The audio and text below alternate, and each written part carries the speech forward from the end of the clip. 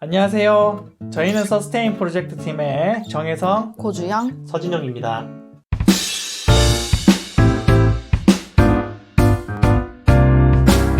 안녕하세요. 서스테인 프로젝트의 정혜성, 서진영입니다. 네, 오늘은 저희 드럼, 베이스, 리듬, 따이 두 명이서 진행하는데요.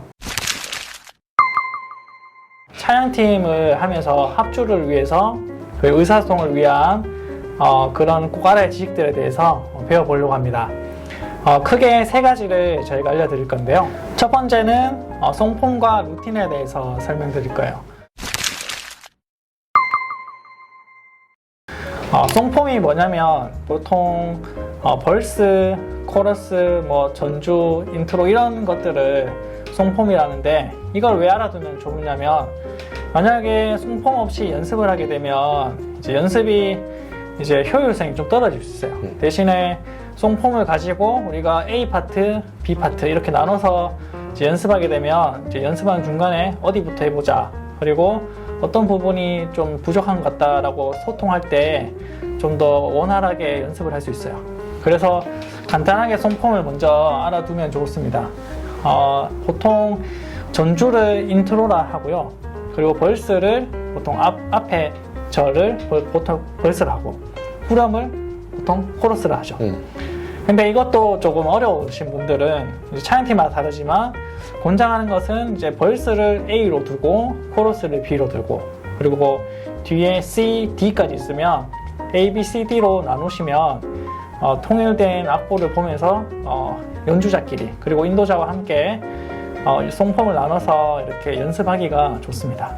그래서 한 번만 더 정리하면 인트로, 그리고 A, B, C, 그리고 중간에 간주가 있으면 또 간주를 넣고, 그리고 후주가 있으면 후주까지, 아우트로까지 나눠서 악보에 기보를 하는 것이 중요합니다. 송폼을 안 다음에 루틴에 대해서 아는 게 중요한데, 루틴이 뭐냐면 찬양 인도자가 이번 예배 때 이 곡을 어떤 순서로 하겠다라는 순서를 정해 놓는 거예요. 루틴이 없는 찬양팀 예배도 있겠지만, 보통은 연습을 많이 그래도 어느 정도 하면 루틴을 정해놓고 하는 것이 좋습니다.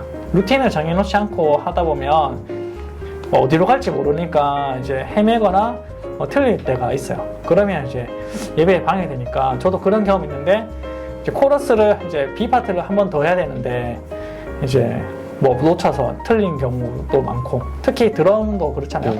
맞아요. 내가 잘못 쳐버리면 티가 확 나니까 루틴을 정확하게 인지하고 있고 내가 악보를 보면서 하고 있으면 좀 더 원활한 예배의 흐름을 가질 수 있다. 그래서 송폼과 루틴에 대해서만 이해를 잘 하셔도 연습이 되게 원활하게 진행되고, 또 연습이 잘 진행되면 또 예배 또한에서 실수 없이 할 수 있어요. 어렵지 않으니까 여러분들도 송폼과 루틴에 대한 이해를 어느 정도 하시면 좋을 것 같습니다. 맞습니다. 네. 그 다음으로 알아볼 거는 이제 템포와 리듬 한번 알아보겠는데요.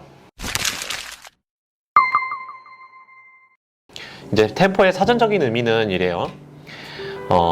일이 진행되는 빠르기. 그러니까 우리가 음악을 연주함에 있어서는 이제 두 번째 뜻이 조금 더 우리한테 맞겠는데요. 악곡을 연주하는 속도나 박자. 그러니까 템포를 측정할 수 있는 메트로놈이라는 것이 있어요. 요즘에는 핸드폰에도 다 어플리케이션으로 전부 다 다운받을 수 있도록 되어 있는데, 이런 메트로놈, 이런 수치들로 빠르기를 가늠하시면 좀 좋겠습니다. 그리고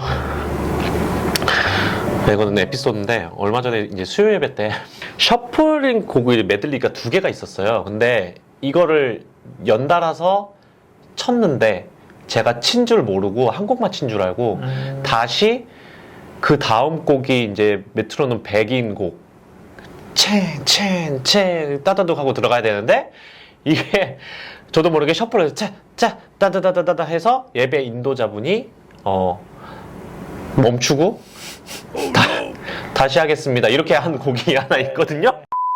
당황해. 잘 몰라가지고 그걸. 잘 몰랐는 게 잘 몰랐대. 지금도 당황했어. 이게 두 곡인데 한국만 한 줄 알고 그 다음 곡 이제 셔플 곡이나 한번 한 거죠. 리허설도 다 했는데 착각을 한 거죠. 예.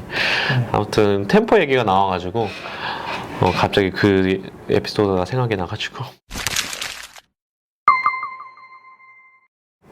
8비트와 16비트 음악을 표현할 때 이제 8분 음표를 기본으로 표현을 하면 8비트가 되고 16분 음표로 표현을 하게 되면 16비트가 됩니다. 쿵칙짝칙 쿵칙짝칙 계속 이런 패턴으로 가잖아요. 이게 이제 기본적인 8비트인데 만약에 하이잇이 이렇게 칙칙칙칙칙칙칙 1 and 2 and 3 and 4 and 이렇게 계속 가고 있는데 스네어가 16분 음표로 하이잇 사이에 그러니까 8분 음표 사이에 16분 음표로 들어가 있다고 한다면 이거는 16비트라고 하는 게 맞습니다. 최소 단위가 16분음표가 들어가면 16비트라는 뜻이죠. 그쵸. 제일 작은 단위. 그러니까 작은 표현이라 그래야 되나? 작은 음의 길이. 음의 길이가 만약에 한마디 안에 8분음표 있어도 16분음표가 있으면 그쵸. 16비트다. 일단 카피곡이 아닌 이상 이제 곡이 정해져 있으면 우리가 팀 안에서 알아서 연주를 해야 돼요. 이거를 8비트로 연주를 할지 16비트로 연주를 할지 그거를 정할 때 보통 우리가 8비트로 연주를 하자 그러면 그냥 둔둔따 둥둥 이렇게 연주를 하는 거고 16비트 하면 둥딱 쿵쿵 이렇게 연주를 하는 거다. 그 정도 이해를 하고 있으면 그죠. 8비트와 16비트는 된 것 같다. 그죠? 느린 곡에서도 그렇고 네. 조금 빠른 템포 곡도 마찬가지죠. 그쵸. 셔플 같은 경우는 어떤 셔플 같은 경우에는 이제 세디 단음표에서 가운데를 뗀 거. 그렇게 하면은 세디 단음표가 있는 상태에서는 원타타, 투타타, 이런 식으로 가는데 가운데를 떼면 하이햇이 기본적으로 이렇게 가요. 그러면 쿵치따치 쿵치따치 따다다다다다다다다다다 쿵치따치 쿵치따치 이런 식으로. 네. 이제 결국은 리듬을 정하는 거는 약간 드럼의 역할이 크니까. 그렇죠.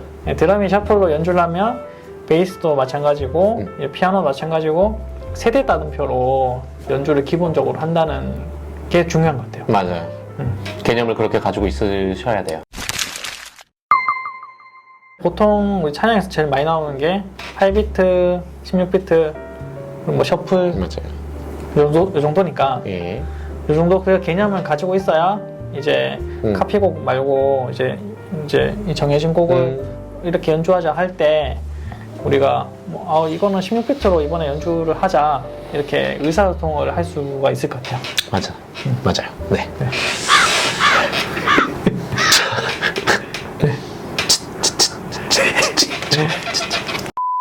느린 곡에서 8비트랑 16비트가 다른데 둘 중에 어떤 거를 선호하는 편입니까?